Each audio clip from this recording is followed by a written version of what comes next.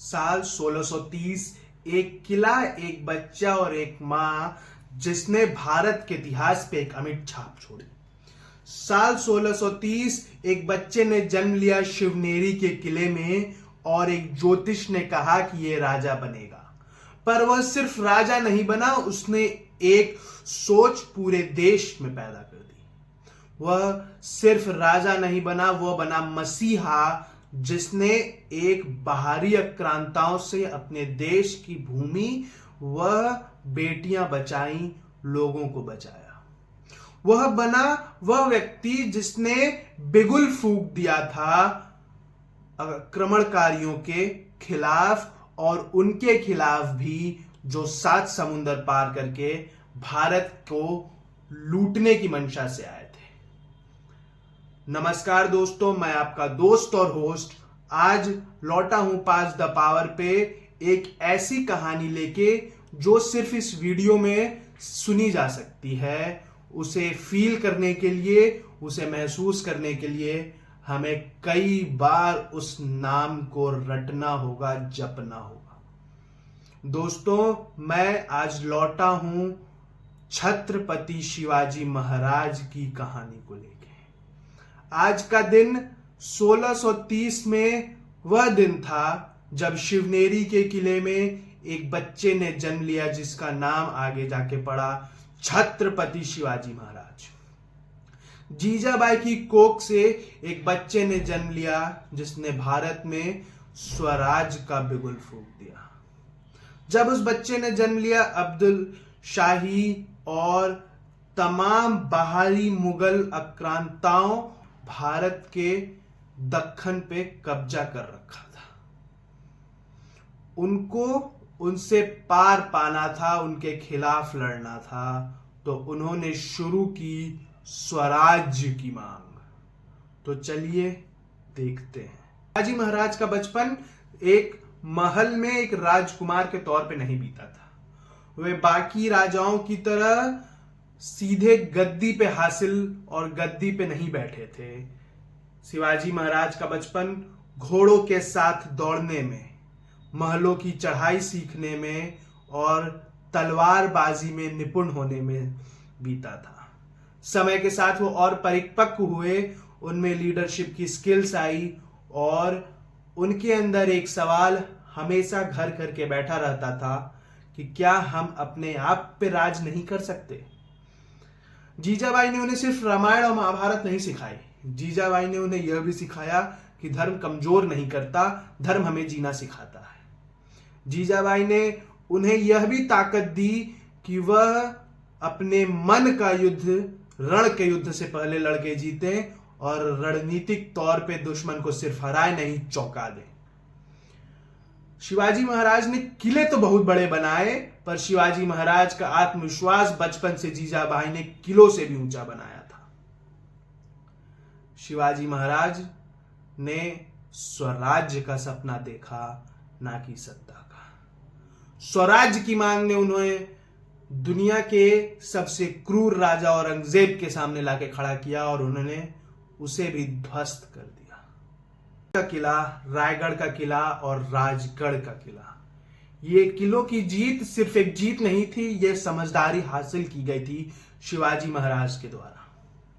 शिवाजी महाराज ने कई युद्ध लड़े और युद्ध लड़ने से पहले वो ज्यादा सोचते थे, ज्यादा रणनीतिकार के तौर पे एक दुश्मन को देखते थे। अफजल खान को मारना एक साधारण घटना नहीं थी, ये वह घटना थी जहां पे आपको सर्वाइवल का सोचना पड़ता है। एक छोटा शरीर, एक बड़ा साहस और सामने एक कपटी दुश्मन, उसे गले मिला के उसे मार दिया। और फिर आया शाइस्ता खान। शाइस्ता खान को रात में हमला करके हराया शिवाजी महाराज ने। और पहली बार आपने किसी भी भारतीय राजा को रात में लड़ते देखा होगा। कई ऐसे युद्ध हुए भारत के इतिहास में, महाभारत, हल्दी घाटी, जहां सुबह ही लड़ाई होती थी, रात में नहीं होती थी। आक्रमणकारियों को उन्हीं की भाषा में समझाया छत्रपति शिवाजी महाराज ने, और वहां से मराठा ने दुनिया को यह बताया कि हम आपकी ही आवाज में और आपके ही लफ्जों में आपको हराना जानते हैं। शाइस्ता खान एक बहुत बड़ा एग्जाम्पल है कि जहां भारत की हिस्ट्री ने एक नया मोड़ लिया। हम रात में लड़ने लगे, हम पहले सिर्फ दिन में लड़ते थे। छत्रपति शिवाजी महाराज को कभी कभी उनसे भी कंपेयर किया जाता है जिन्हें हम भारत के इतिहास में रणछोड़ बोलते हैं, कृष्ण जी से।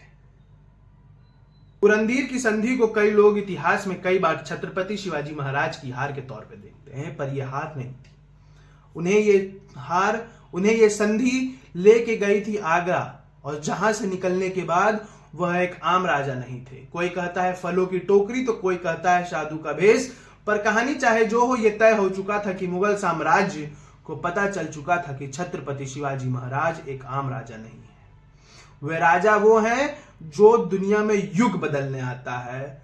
वह इंसान है जिसने दुनिया में युग बदलने के लिए जन्म लिया है।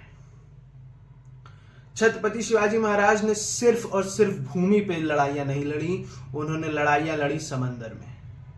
विजयदुर्ग और सिंधुदुर्ग सिर्फ एक किले नहीं थे, वे थे भविष्य की तैयारी।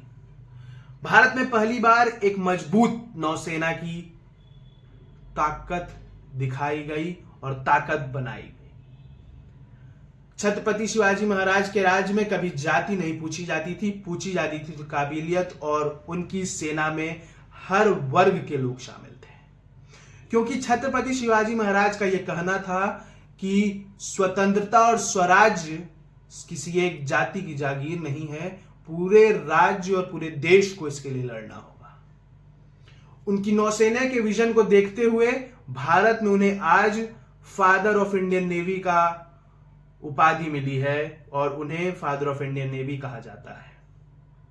एक व्यक्ति जो आज के भारत से लगभग 400 साल पहले जन्म लिया शिवनेरी के किले में, जब वो किला घिरा हुआ था अब्दुल शाही, आदिल शाही और मुगल साम्राज्य से, तो उस व्यक्ति ने बड़े होकर भारत के लिए आज की नौसेना खड़ी कर दी। अब यहां यह देखना बहुत जरूरी है कि कैसे एक व्यक्ति जो 400 साल पहले भारत में जन्म लिया, आज के 21वीं सदी के भारत के लिए उतना ही महत्वपूर्ण है जितना 400 साल पहले भारत में था। भारत में जब हम रिस्पेक्ट, यूनिटी, डाइवर्सिटी, डिफेंस की बात करते हैं, लीडरशिप की बात करते हैं, तो हमारे दिमाग में छत्रपति शिवाजी महाराज आते हैं। छत्रपति शिवाजी महाराज का नाम यहां सिर्फ एक एग्जाम्पल नहीं, उनकी जिंदगी एक पूरी ब्लूप्रिंट है कि कैसे एक राज्य को रिस्पेक्ट फॉर डाइवर्सिटी के साथ, एक स्ट्रॉन्ग डिफेंस के साथ आगे बढ़ाया और चलाया जा सकता है। छत्रपति शिवाजी महाराज की जिंदगी राज्य और आदमी के लिए ब्लूप्रिंट है कि कैसे हम एक झोंके में एक बहुत बड़ी ताकत को गिरा व हिला सकते हैं। कैसे मन में युद्ध करना रण में युद्ध करने से ज्यादा जरूरी होता है, और कैसे चौंकाना हराने से ज्यादा महत्वपूर्ण। छत्रपति शिवाजी महाराज 1680 में हमें छोड़ के चले गए थे। छत्रपति शिवाजी महाराज के जाने के बाद उनके पुत्र छत्रपति संभाजी महाराज ने गद्दी संभाली थी। छत्रपति शिवाजी महाराज के जाने के बाद हमें यह तो पता चल ही गया था कि कोई आदमी मर सकता है, कोई आदमी हमें छोड़ के जा सकता है, पर उसकी सोच आज भी भारत के युवाओं के दिलों में अंगारे बन के जिंदा है। छत्रपति शिवाजी महाराज ने हमें सिखाया है कि कैसे बिना डरे और बिना आक्रोश में आए सोच समझ से हम किसी की नींव को भी हिला सकते हैं। यहां पे मैं आपको एक कहानी सुनाने जा रहा हूं जो बचपन में मैं बहुत सुनता था छत्रपति शिवाजी महाराज के बारे में। एक समय छत्रपति शिवाजी महाराज लड़ते लड़ते किसी गांव में जाके पहुंचे और वह खाना खा रहे थे।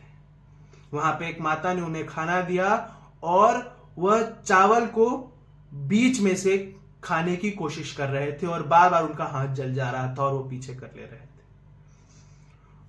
तो माता ने उन्हें एक सलाह दी कि बेटा बगल बगल से, साइड साइड से थोड़ा थोड़ा चावल खाना शुरू करो, तुम बीच में आराम से पहुंच जाओगे।